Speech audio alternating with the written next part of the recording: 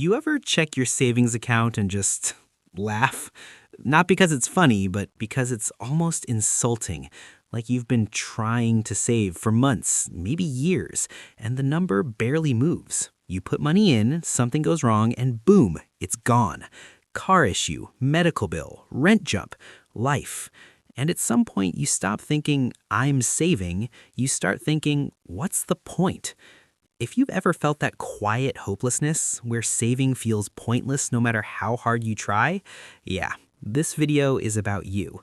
Because here's the thing, saving doesn't feel encouraging at first. It feels useless, and there's a very specific reason for that. My name is Jack, and I spend way too much time thinking about how to stop people from feeling trapped by money and start building real financial security. If you're someone who feels like you're always starting over, living paycheck to paycheck, and never actually getting ahead no matter how disciplined you try to be, make sure to hit the subscribe button and give this video a thumbs up if this helps you out. Now look, I want to challenge a big assumption right away. Most people think saving feels hopeless because they don't make enough money. That's not wrong, but it's not the real reason either. Because here's what most people don't realize. Saving feels hopeless until you cross one specific number. And before that number, your brain literally gets no reward for trying. Let me explain. According to the Federal Reserve, about 37% of adults can't cover a $400 emergency without borrowing or selling something. In Australia, similar data shows that millions of households have less than $1,000 in accessible savings. That means a huge portion of people are stuck in what I call the reset zone. The reset zone is where every emergency wipes you back to zero. Every win disappears. Saving feels temporary, not real. So when finance advice says, just build an emergency fund, it sounds almost insulting because you've tried and it didn't work. But here's the key insight, and this is where it gets really interesting. The problem isn't that you're bad at saving. The problem is that you haven't crossed the threshold where saving actually starts working. Let's talk about the number. For most people, that number is somewhere between $500 and $1,000. Not because it's magical, but because of how emergencies actually work. Most financial emergencies are not $10,000 disasters. They're $300 car repair, $200 medical gap, $150 utility spike, $400 last-minute expense. When you have $50 or $100 saved, those events still feel catastrophic. They still go on credit cards. They still reset you to zero. So your brain learns something very dangerous. Saving doesn't help. That belief is what makes saving feel hopeless. Here's the psychology behind it. Your brain is a pattern recognition machine.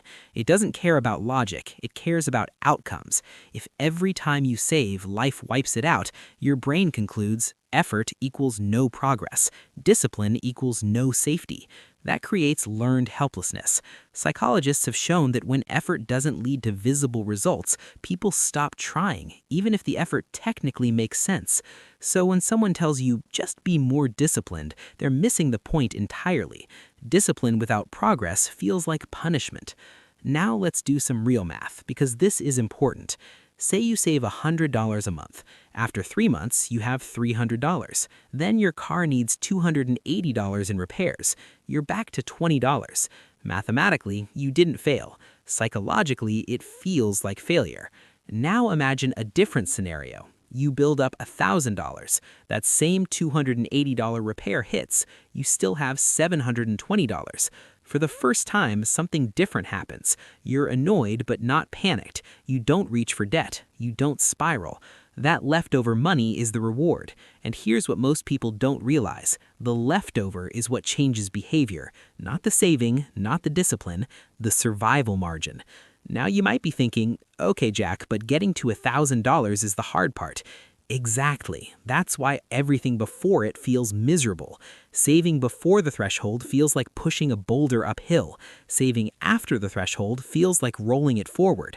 Same effort, different physics. This is why people who finally cross that line say things like, saving suddenly felt easier. I stopped stressing as much. I didn't panic over every bill.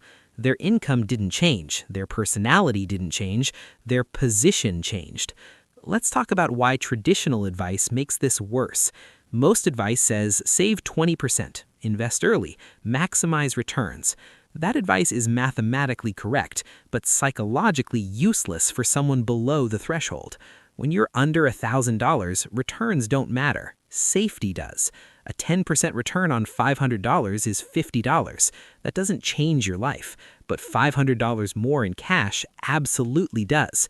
Here's what most people don't realize. Your first goal is not growth, it's friction reduction. You are trying to reduce how often life knocks you down. Let me tell you a quick story. Someone I worked with saved and lost money constantly for years. They were convinced they were bad with money.